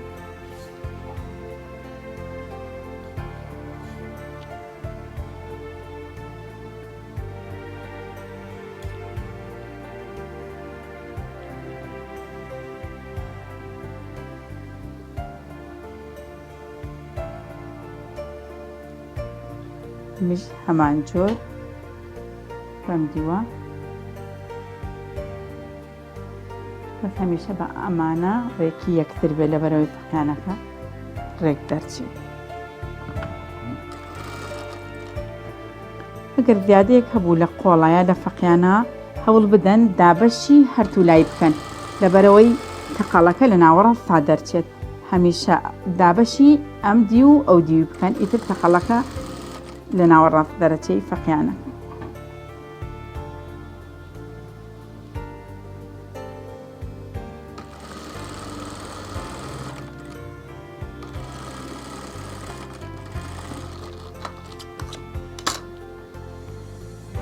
دوو فەقیانەکەمان تەقەڵ لێداوە ئۆڤەریەکەی سەدە دەهین بە ئۆڤەرکردنی فەقیانەکە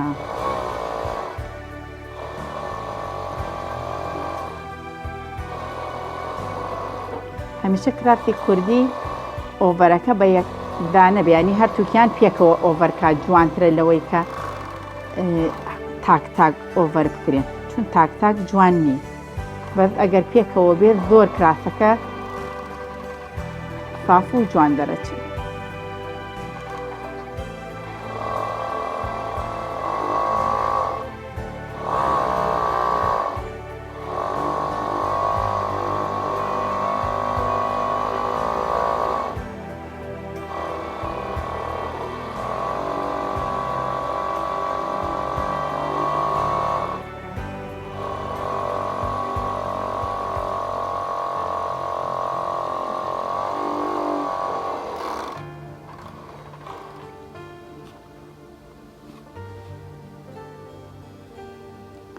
چینە لای فەقیانەی دووە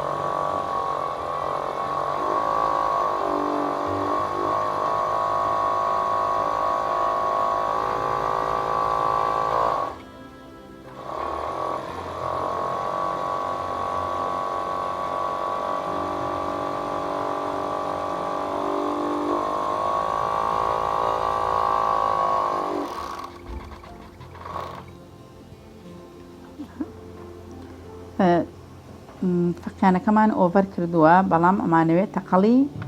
مەکینەکەی پیابێری ئەبرێت جوان دەرچی هەمیشە پێویست ناکە ئەم تەقەڵی مەکینەکە ئالێ لە پیابێنی ئەبێ هەمیشە تەقەڵ ئاوا لە تەنشتی ئۆڤەرەکە بێ ئیتر زۆر جوان دەرەچێت ئەو کراسە جوان دەرەچێت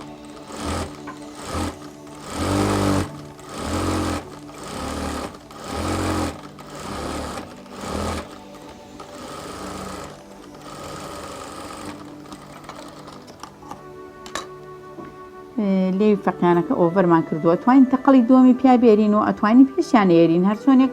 خۆمان پێمان خۆش بێت ئەتوانیت تەقەڵی دووەم بێنی پێ و ئەتوانیت پێشیانەیەری لێوی فەقیانەکە بەڵام ئەمایان پێویستەوە ئەبێ تەقەڵی مەکینەکەی پیابێنی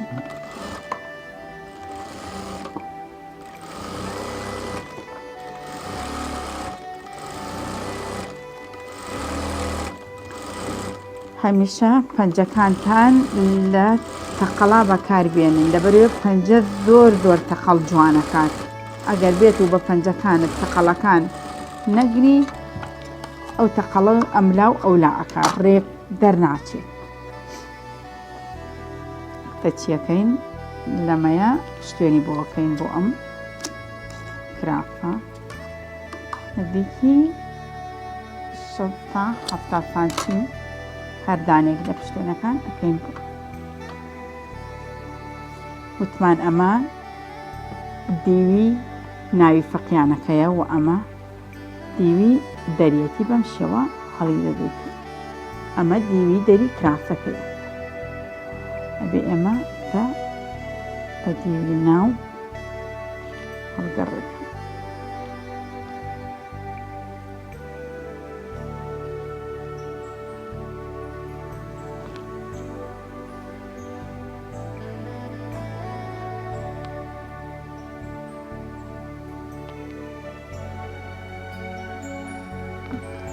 لێرەوە ڕێکی ئەەکەین ئیتر لە خوارەوە تەبان خۆی ڕێگە بێ ئەگەر لە بندەسەوە ڕێکین بە بۆی تۆ بێ زیادەیە شتێک هەبێ لە خوارەوە دەرچێت هەمیشە پەنجەیەک تا 5.5 ئەبێ پێیوە بهێڵینەوە لەبەرەوەی بۆ ئۆڤەرکردنەکە پێویستمانە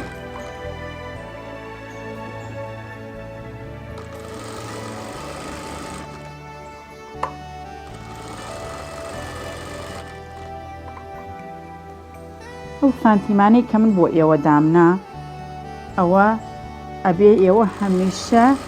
4 سانتیم زیادە دانێن هەمیشە 4 سانتیم زیادە دانێن لەبەرەوەی بۆ ئۆڤەر و تەقەڵەکان پێویستانە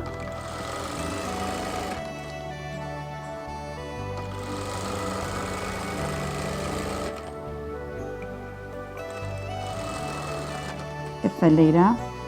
چەندێک تقریبا 15 تا 16 سانتیم یەکسەر لەوێ پشتێنەکەی لێ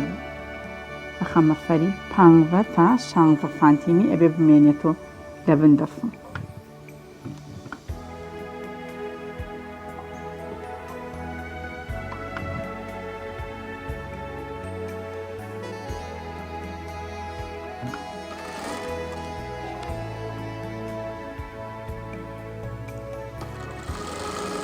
پشتێندانان بۆی تەنها بۆ جوانکاری کەمەرە لەبەروتانی کرافەکە کەمەری پێ باریکیتەوە و ئەتوانی شلیشیکەی کەمەر پەرکات ئەبین لێرە تەقەڵی فەقیانەکە چۆن لە دیوی ناوەوەی کرافەکە ینی ئەکاتە دیوی دەری کرافەکە تەقەڵی دووهەمی لێرەوە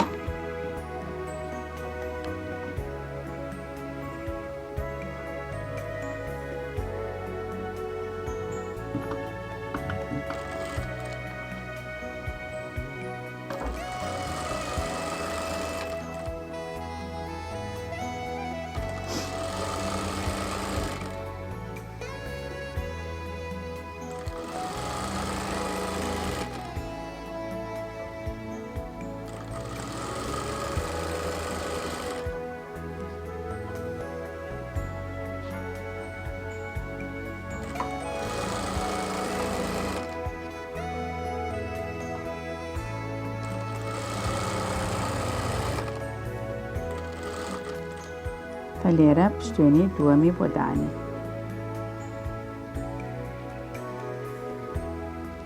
وتم 15 تا 16 سانتیم تر هەیبینێ بۆ پشتێنە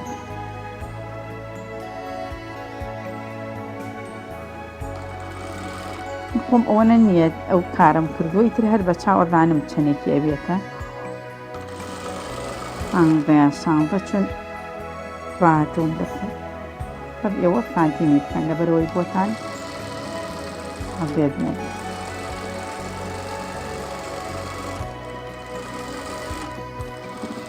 هەمیشە فەری قماشەکان ئاواتینکەنەوە بەکرەکانی بپچڕێن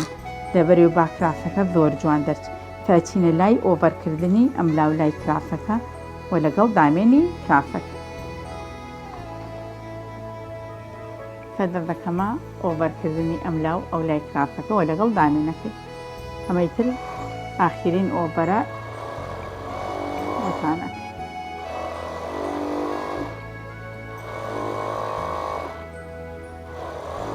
ئەمە جوانترە لەوەی کە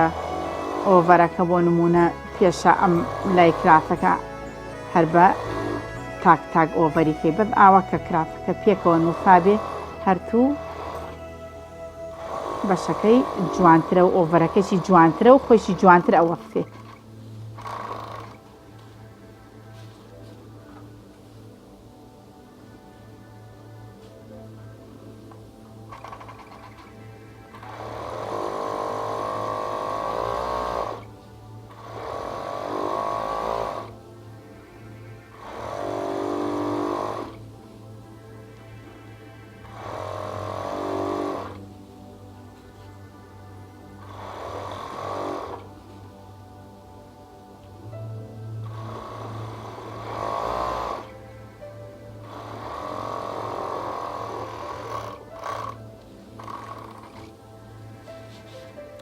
دامێنی کرافەکە ئۆڤەرەکە.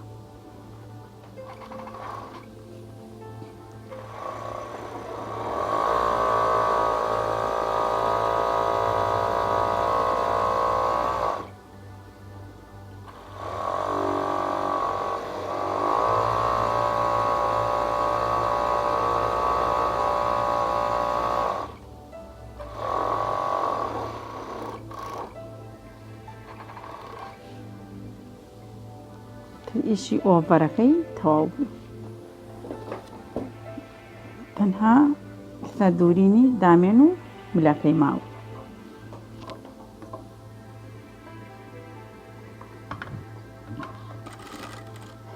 هەمیشە ئەمە زۆر کێشەی ئەگەر لار و وێر دەرچێت، بەڵام هەمیشە ئەم پەنجانە بەکاربێنن دەستان کەمێک لێرە دانێن ئەگەر تۆزێک ئەمە بکشێن لەگەڵ تەفسان یەکسەر ئەو لاریە لە دامێنی کرافە دەرناچێت.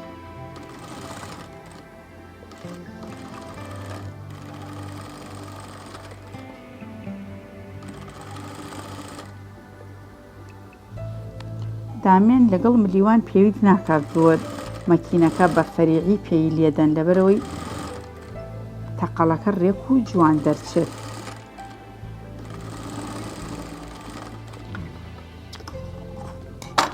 سەرچین ئەمە دامێنەکەشی تەواو بوو ئەچینە سەر ملەی کرافەکە.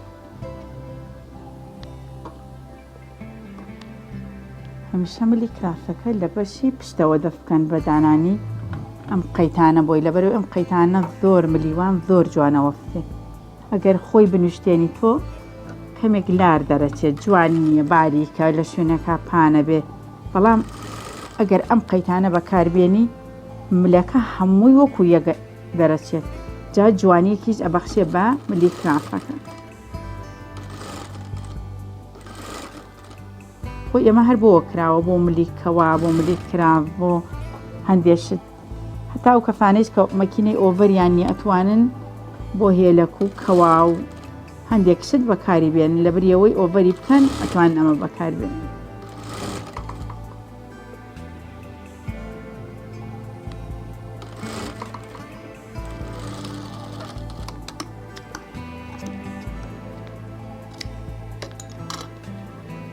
تەقەڵی دووهەم لە سەر ملی کرافەکە دادەن. هەمیشە هەوڵ بدەن ئەم ئۆیە نابێ بکەوێ بە دیوی دەرا، هەبێ ئەم ئۆیە ڕێک لە دیوی ناوەوە دەرچێت. جا فەیری دەستی منکەن ئەمەی بەشی ناوەوە بگرن ئینجا پەنجەکانی دەستی ڕاست لەسەر ئۆیەکە دانێن، ئیتر ئۆیەکە ڕێک بۆ دیوی ناوە دەرەچێت. ئەبێ بە دەستی چەبت کرافەکە بگریت لەبەرەوەی ئۆیەکە بە دیوی دەرا نەنوارڕێت.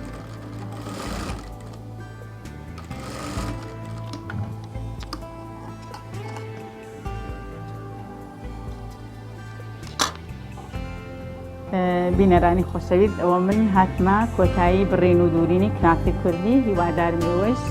خوتان لێبینیوێ و بەخوای گەورەتانە خوێرم و خواتان لەگەڵ.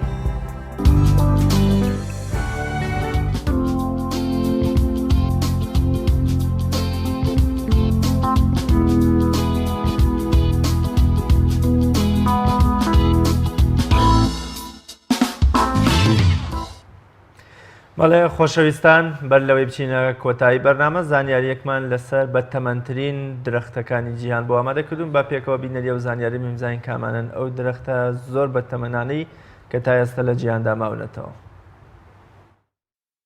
بەتەمەنترین درەختەکانی جیهان.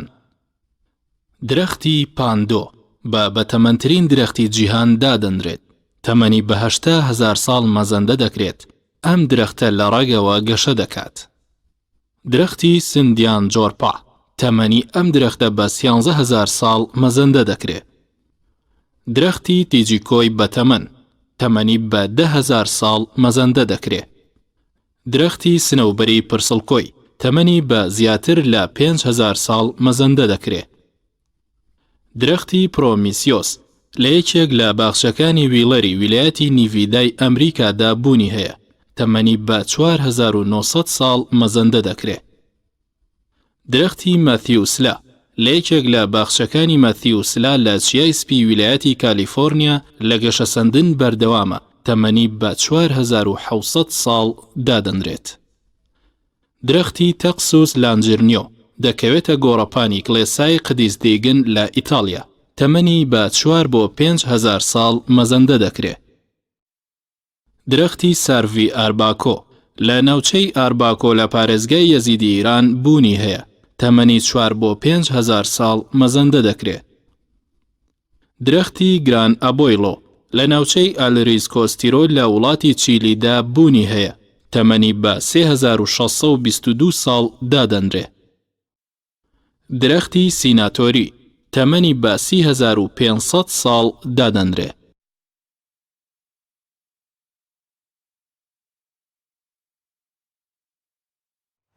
بینەرانی عزیز بڕگە و بابەتەکانی بەرنامەیە پەیامی ڕۆژی ئەم ڕۆژمان پێشکەشکردن بۆ هیوایی کە جێگەی سوود و ڕەزامەندی هەموو لایەک بێت تا بەرنمەیەکی تر و ڕۆژێکی نوێیتر بە خوای گەورەتان ئەسپێرین ماڵتان ناوە خواتان دەکەم.